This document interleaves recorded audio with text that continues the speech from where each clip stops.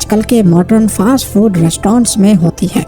Elite class के इस area में एक घर की दीवार दूसरों से काफी मुख्तलिफ है। अंदर से ये मिट्टी से बनाई गई है, जबकि इसके बाहर वाला पोर्शन पक्की ईंटों का बना है। ये खास एहतमाम इस घर को ठंडा रखने के लिए किया गया था।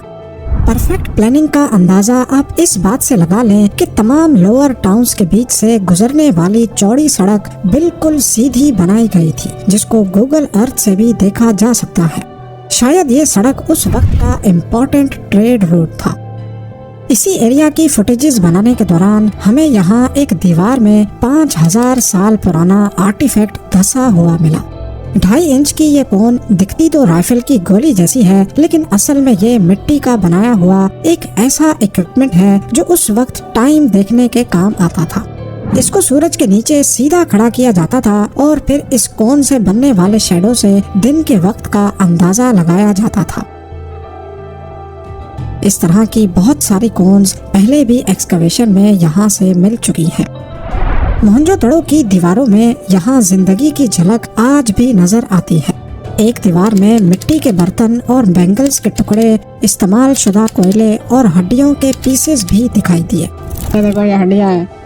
एक हड्डी ये है, एक हड्डी ये है, एक हड्डी एक ये रही हड्डी, बर्तनों के टुकड़े हैं। ठीक है। ये देखो, ये बर्तनों के टुकड़े हैं। एक ये रहा, एक ये रहा। सिर्फ ये नीचे देखो, ये देखो गोल देख रहा। पर हड्डियों के टुकड़ों और इस्तेमाल शुदा कोयलों का दीवारों के अंदर क्या काम? ये एक इशारा भी हो सकता है उस कुदरती आफत का जिसने मोहनजोदड़ो को इन खंडरात में बदल दिया है, जैसा कि फ्लड्स यानी सैलाब। हड्डियों की बात हो ही रही है तो आपको बताते चलें कि यहाँ से टोटल 37 ढांचे मिल चुके हैं, जिनमें से 14 ढांचे एक ऐसे कमरे से मिले जिसको रूम नंबर 74 कहा जाता है, या फिर आसान लफ्जों में स्केलेटन रूम। इसी स्केलेटन रूम में से 14 ढांचे निकाले गए, लेकिन ये ढांचे पूरे नहीं थे। यानी किसी का निचला हिस्सा नहीं था तो किसी का sir black and white photo आज भी म्यूजियम में पड़ी है। पर सवाल ये है कि सिर्फ एक ही रूम में इतनी लाशें क्यों रखी गई थी? क्या ये लोग दब कर मर गए या फिर मरने के बाद इनको यहाँ लाकर किसी ने रखा था? इस बारे में कुछ भी कहा नहीं जा सकता। इस एरिया में घरों के दरमियान गुजरने वाली एक गली है जिसको डेड मैन लेन का नाम दिया गया है, क्योंकि यहाँ से भी एक बिना सर के ढांचा मिला था। HR एरिया के बराबर में VS एरिया है, जहाँ एक अनोखा कमरा मौजूद है। इसी कमरे की जमीन पर ईंटों से गोल गोल होल्डर्स बने हैं और इसी कमरे में एक कुआं भी मौजूद है। ऐसा मालूम होता है कि इन होल्डर्स में कोई बर्तन या बड़ी कढ़ाई रखी जाती थी। कमरे में एक ड्रेन होल भी देखा जा सकता है। अमेरिकन आर्कियोलॉजिस्ट मार्क कैनोअर का मानना है कि ये कोई रेस्टोरेंट भी हो सकता है, लेकिन ज्यादा चांसेस हैं कि ये कपड़ा डाई करने वाले की वर्कशॉप थी। कपड़ा डाई करने के प्रोसेस में गर्म पानी के अंदर रंग और कपड़े को डाला जाता है। उबलते हुए पानी के प्रेशर से रंग आसानी से कपड़े के अंदर अंदर तक चढ़ जाता है। आपको ये जानकर हैरत होगी कि आज भी सिंधी अजरक इसी प्रोसेस के थ्रू बनाई जाती है, जिसकी कड़ियाँ 5000 साल पहले मोहनजोदड़ो से ही मिलती हैं।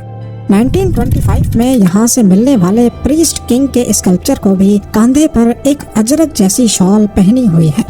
पर क्या ये प्रीस्ट किंग वाकई मोहनजोदड़ो का रूलर या बादशाह था?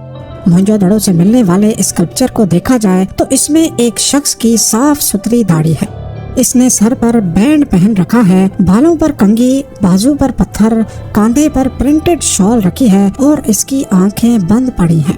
इसका ये होलिया देखकर किसी ने कहा ये प्रीस्ट यानी पुजारी लगता है जो पूजा करने में मसरूफ है, लेकिन कुछ लोगों का ख्याल था कि ये यहाँ का किंग लगता है। इन दोनों ओपिनियंस को मिक्सअप करके इसका नाम प्रीस्ट किंग ही पड़ गया।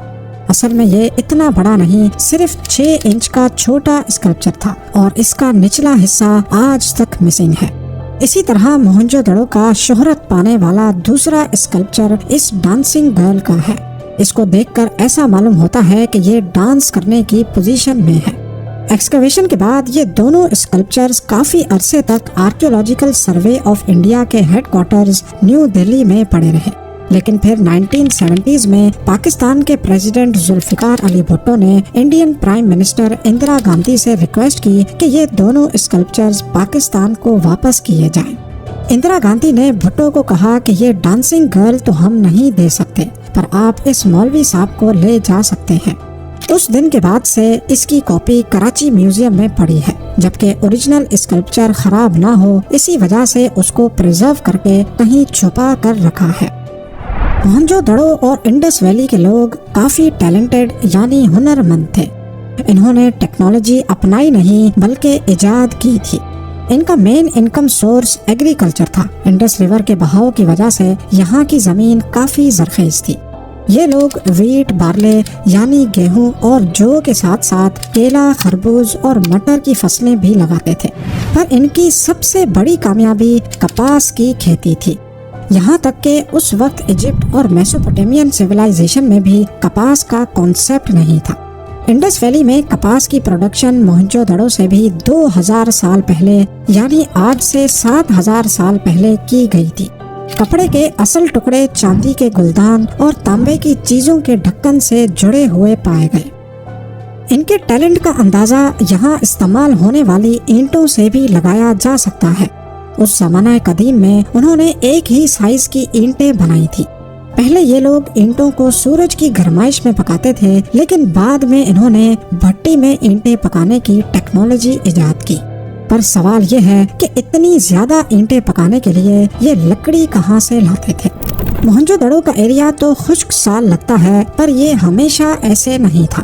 पहले ये पूरा एरिया घने जंगलात से भरा होता था और बीच में इन्होंने अपना शहर बसाया हुआ था, और ये जंगल ही था जो इनको सैकड़ों टन जलाने के लिए लकड़ी फराहम करता था। इन सब चीजों के साथ साथ यहाँ से मिलने वाले आर्टिफैक्ट्स भी इस सिविलाइजेशन की हुनरमंदी का सबूत देते हैं। ब्रॉन्ज से बनाया गया मिरर और लकड़ी से बनी कंघी, मिट्टी और ब्रॉन्ज से बनी ज्वेलरी, तांबे से बनी कुल्हाड़ी, मछली पकड़ने का कांटा, कपड़ा सीने की सुई, सुरमादानी, मसाला पीसने के लिए पत्थर, पेंटेड पॉट्स, बाथ टब, तरह तरह के बच्चों के खिलौने जिसमें बॉल्स और लट्टू भी शामिल हैं, मुख्तलिफ सील्स जिससे ठप्पे लगाए जाते थे, और सबसे बढ़कर वेट स्टोन्स। इन वेट स्टोन्स की जब ठीक से जांच की गई तो मालूम पड़ा कि ये लोग मुख्तलिफ चीजों को तोल कर बेचा करते थे। इनका जो छोटे से छोटा वेट है उसका वजन आज एग्जैक्टली 0.856 ग्राम्स बनता है, और सबसे कॉमन वेट 13.7 ग्राम्स का।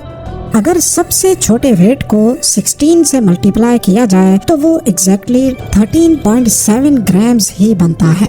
हैरानी की बात यह है कि पूरी इंडस सिविलाइजेशन में यही स्टैंडर्ड चलता था। जहाँ से भी ऐसे वेट्स मिले हैं उन सब का एक जितना ही वजन था।